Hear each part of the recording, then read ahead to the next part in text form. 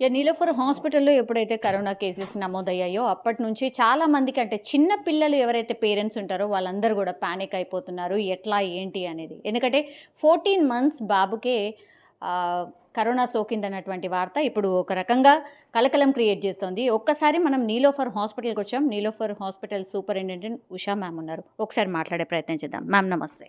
నమస్తే అమ్మా. మ్యామ్. హ్మ్. ఎగ్జాక్ట్‌లీ 14 మంత్స్ బేబీకి కరోనా సోకింది అని. ఆయన జాయినింగ్ డేట్ అండ్ మీరు టెస్ట్ చేసిన తర్వాత ఎన్ని డేస్ ఆఫ్ డిఫరెన్స్ ఉంది మ్యామ్?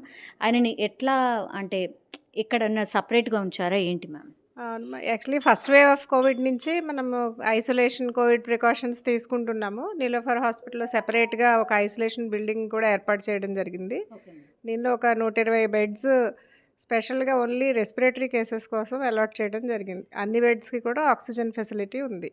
సో, ఇప్పుడు పిల్లల్లో గనుక చూస్తే అండర్ 5 ఇయర్స్ అంటే 5 సంవత్సరాల లోపు పిల్లల్లో కామన్‌గా వచ్చేవి రెస్పిరేటరీ ఇన్ఫెక్షన్స్. అందులో కామన్‌గా పిల్లలు అడ్మిట్ అయ్యేది కూడా న్యూమోనియా వల్ల. సో, ఈ కేస్ కూడా న్యూమోనియా సింప్టమ్స్ తోటి అంటే దగ్గు, జలుబు, జ్వరము అలాగే కొద్దిగా ఆయాసం. దీంతోనే న్యూమోనియా కేస్ లాగానే అడ్మిట్ అయ్యాడు. ఈ 14 నెలల బాబు ఈ నాంపల్లి ఏరియా నుంచి వచ్చారు. అయితే అన్ని న్యూమోనియా కేసులకి మనం కోవిడ్ టెస్టింగ్ చేస్తున్నాం. సో, ఈ ఒక్క కేసు పాజిటివ్ వచ్చింది. But child is responding to treatment. ఇప్పుడు మినిమల్ ఆక్సిజన్‌తో మెయింటైన్ అవుతున్నాడు. 1, 2 డేస్‌లో డిశ్చార్జ్ కూడా అవుతాడు. Okay ma'am. వాళ్ళ పేరెంట్స్‌కి ఏమైనా సింప్టమ్స్ ఉన్నాయా మ్యామ్? లేవమ్మా సింప్టమ్స్. ఇప్పుడు వచ్చినవి ఏవేంటంటే చాలా మైల్డ్‌గానే ఉంటున్నాయి. ఈ బాబుకి కూడా మైల్డ్ సింప్టమ్స్ అనే చెప్పాలి. సో, పిల్లల్లో కోవిడే కాదు, కోవిడ్ కన్నా ఎక్కువ ఆర్ఎస్వి వైరస్ అని, ఏడినో వైరస్ అని, ఇన్‌ఫ్లుయెన్జా వైరస్ అని, ఆ న్యూమోనియాలు ఎక్కువొస్తాయి. బట్ అన్ని రకాల వైరస్‌లకి సింప్టమ్స్ సిమిలర్‌గానే ఉంటాయి. ఓకే. జీనోమ్ సీక్వెన్సింగ్‌కి ఏమన్నా పంపించారా మ్యామ్ ఈ శాంపుల్? అది మళ్ళీ రీటెస్ట్ చేసి జీనోమ్ సీక్వెన్స్‌కి ల్యాబ్ నుంచి డైరెక్ట్‌గా పంపిస్తామని చెప్పారు. ఓకే. మ్యామ్ చాలామంది హాస్పిటల్‌కి వచ్చేవాళ్ళు చాలామంది ఇంకా కూడా మాస్కులు పెట్టుకోవట్లేదు మ్యామ్. పేరెంట్స్ చిన్న చిన్న పిల్లలతోనొస్తున్నారు.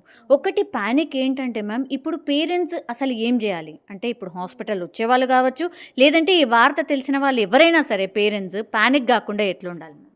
ఫస్ట్ పానిక్ అవ్వకూడదు. ఎందుకంటే ఈ వేరియంట్ కూడా ఈ జేఎన్-1 అని కొత్తగా వచ్చే వేరియంట్ కూడా ఇదేమీ సీరియస్ ఇల్‌నెస్ కాదు. దీనివల్ల హాస్పిటల్ అడ్మిషన్స్ పెరగడం గానీ, డెత్స్ పెరగడం గానీ జరగదని ఆ డబ్ల్యూహెచ్ఓ స్టేట్మెంట్‌లో తెలుస్తుంది. అలాగే మనం ప్రపంచవ్యాప్తంగా కూడా అన్ని కంట్రీస్‌లోనూ ట్రాన్స్మిషన్ చూస్తే పాజిటివిటీ రేట్ పెరుగుతుంది. టెస్ట్ అవును. పాజిటివిటీ పెరుగుతుంది. అవును. అంటే మనం టెస్టింగ్ కూడా పెంచుతున్నాం కాబట్టి. దగ్గు, జలుబు, జ్వరాల్లో ఉన్న వాళ్ళకి టెస్ట్ చేస్తున్నాం కాబట్టి తెలుస్తుంది. సో, పాజిటివిటీ రేట్ పెరిగింది. అంటే ఈ వైరస్‌కి ఒకళ్ళ నుంచి ఒకళ్ళకి స్ప్రెడ్ అయ్యే గుణం అయితే ఉంది. బట్ దీనివల్ల సివియర్ న్యూమోనియాలొచ్చి హాస్పిటల్ అడ్మిషన్స్ పెరగడం, డెత్స్ పెరగడం అనేది జరగదు. ఓకే. ఆక్సిజన్ కావచ్చు, లేదంటే ఇంకా గూడా అంటే ఎమర్జెన్సీ వైస్‌గా అంటే అన్నీ సిద్ధం చేసుకొనున్నారా మ్యామ్? ఒకవేళ ఫ్లో ఎక్కువైతే ఎట్లా? డెఫినెట్‌గా అమ్మ. మాకు స్టేట్ గవర్నమెంట్ అలాగే central government guidelines Covid mock drill జరపడం అన్నీ జరిగింది. ఈ 120 బెడ్లు కూడా ఆక్సిజన్‌తోనే ఉన్నాయి. ఈ 120 బెడ్లు కాకుండా 20 బెడ్స్ ఓన్లీ పాజిటివ్ కేసెస్ పెట్టడానికి కూడా ఏర్పాటు చేయడం జరిగింది. ఇప్పుడు ప్రస్తుతం పాజిటివ్ ఉన్న బాబుని కూడా ఆ వార్డ్‌లోనే అడ్మిట్ చేశాము. ఒకవేళ కేసెస్ ఇంక్రీజ్ అయినా కూడా వాటిని హ్యాండిల్ చేసే బెడ్స్, ఇన్‌ఫ్రాస్ట్రక్చర్, ఫెసిలిటీస్ కూడా అవైలబుల్‌గా ఉన్నాయి. Okay. New Born babies parents కావచ్చు, లేకపోతే ఆ బేబీస్‌కి గావచ్చు, చాలామంది వాళ్ళ కోసం వచ్చేవాళ్ళు కావచ్చు మ్యామ్. మీ హాస్పిటల్‌కి చాలా ఎక్కువ ఫ్లో ఉంటుంది మ్యామ్. ఎట్లా మేనేజ్ చేయబోతున్నారు? అంటే గతంలో ఎక్స్‌పీరియన్స్ ఉందనుకోండి బట్ స్టిల్. ఇదైతే మేము ఈ మీ ద్వారా ప్రజలకి విజ్ఞప్తి చేసేదేంటంటే, ఒక పేషెంట్ వస్తే ఒకళ్ళే కూడా రండి. సో, ఇక్కడ మాకేమవుతుందంటే ఒక చైల్డ్ అడ్మిట్ అయితే కూడా 10 మంది అటెండెంట్స్ వచ్చేస్తున్నారు ఊర్ల నుంచైనా. దానివల్ల ఓవర్ క్రౌడింగ్ పెరుగుతుంది. ఓవర్ క్రౌడింగ్ ఎప్పుడైతే ఉంటుందో ఇన్ఫెక్షన్ స్ప్రెడ్ కూడా ఫాస్ట్‌గా ఉంటుంది. సో, ఒక పేరెంట్‌తో ఒకళ్ళని అందుకనే మేము సెక్యూరిటీ పరంగా గేట్ దగ్గర చాలా రెస్ట్రిక్ట్ చేసినాము. Yes ma'am. చూసాము. ఒక అటెండెంట్‌ని పంపిస్తున్నాము. ఎట్ ద మోస్ట్ చాలా క్రిటికల్ పేషెంట్ ఉంటేనే సెకండ్ పేషెంట్‌ని ఏమన్నా ఇవ్వడానికి మాత్రమే, సప్లై చేయడానికి మాత్రమే అలౌ చేస్తున్నాం. ఓకే.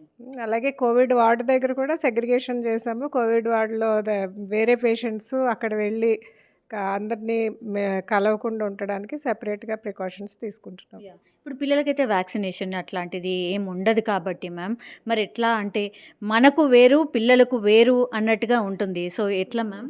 అవును. కోవిడ్ వ్యాక్సినేషన్ అయితే పిల్లలకి అవైలబుల్ లేదు. కాకపోతే కోవిడ్ వరకు చూస్తే మిగతా వ్యాధులతో కంపేర్ చేస్తే చిన్న పిల్లల్ని కోవిడ్ స్పేర్ చేసిందనే చెప్పాలి.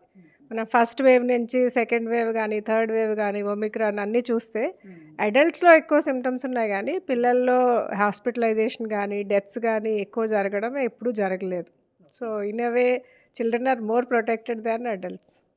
ఇప్పుడు స్కూల్ చాలా మందికి స్కూల్ వెళ్తూ ఉన్నారు, వస్తూ ఉన్నారు మ్యామ్. ఇప్పుడేమో పండగల సీజన్ రాబోతోంది.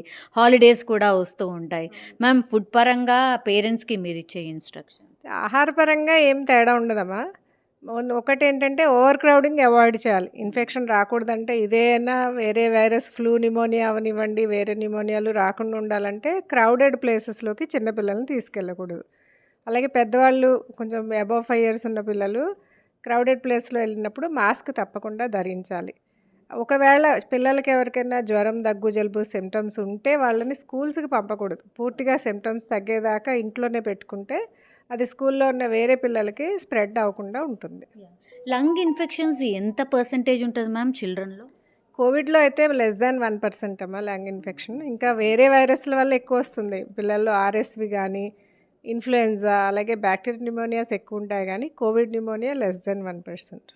మన గవర్నమెంట్ నుంచి మీకు స్పెషల్‌గా వచ్చినటువంటి ఇన్‌స్ట్రక్షన్స్ ఏంటి మ్యామ్? మీకు టెలికాన్ఫరెన్స్ అయిందా? లేకపోతే ఏంటి మ్యామ్? ఈరోజే జూమ్ రివ్యూ మీటింగ్ అయింది మా డైరెక్టర్ ఆఫ్ మెడికల్ ఎడ్యుకేషన్ నుంచి. సో, అందరు హాస్పిటల్ సూపరింటెండెంట్స్‌కి జూమ్ రివ్యూకి ప్రెజెంట్ స్టేటస్ ఏంటి, ఫెసిలిటీస్ ఏమున్నాయి, ఇంకేం కావాలి అనేది రిక్వైర్మెంట్స్ పంపించమన్నారు. మాకైతే ఎక్విప్మెంట్ పరంగా అన్నీ అందుబాటులోనే ఉన్నాయి. సప్లైస్ కూడా అన్నీ ఉన్నాయి. ఏదైనా ఉన్నా కూడా వెంటనే చెప్పి వాళ్ళు సపోజ్ ఎక్కడైనా వెంటిలేటర్స్ పనిచేయట్లేదంటే వెంటనే రిపేర్‌కి ఇస్తాము ఆపర్చునిటీ అని చెప్పారు. లాస్ట్‌లీ మ్యామ్ మీరిచ్చే ఇన్‌స్ట్రక్షన్‌లా? సేమ్ అమ్మ కోవిడ్ ఇన్స్ట్రక్షన్స్ ఒకటి పేరెంట్స్ అందరూ ఎస్పెషలీ 5 సంవత్సరాల లోపు పిల్లలకి న్యూమోనియా కామన్‌గా వస్తుంది కాబట్టి చల్లగాలిలో ఎక్కువ పిల్లల్ని తిప్పకూడదు. క్రౌడెడ్ ప్లేసెస్‌కి తీసుకెళ్ళకూడదు. అలాగే వ్యాక్సినేషన్ అనేది టైం ప్రకారం తీసుకోవాలి. షెడ్యూల్ ప్రకారం వ్యాక్సినేషన్స్ తీసుకుంటే ఈ ప్రాణాంతకమైన న్యూమోనియాల నుంచి కాపాడుకోవచ్చు. ఎస్పెషలీ కోవిడ్ వ్యాక్సిన్ పిల్లలకి అంత ఇంపార్టెంట్ కాదు. న్యూమోకోకల్ వ్యాక్సిన్ అని, ఫ్లూ వ్యాక్సిన్ ఉంది. సో, వేరే న్యూమోనియాల నుంచి ప్రివెంట్ చేసే వ్యాక్సిన్స్ ఉన్నాయి కాబట్టి అవి తీసుకోవాలి. అలాగే పొల్యూషన్ అవాయిడ్ చేయాలి. ఇంట్లో ఎవరు స్మోక్ చేయకూడదు. అలాగే స్మోక్ వచ్చే పదార్థాలు ఎస్పెషలీ ధూప్ స్టిక్ కానీ, సాంబ్రాణి పొగలు కానీ ఇలాంటి వాటికి పిల్లల్ని దూరంగా ఉంచాలి. Thank you ma'am. Thank you so much.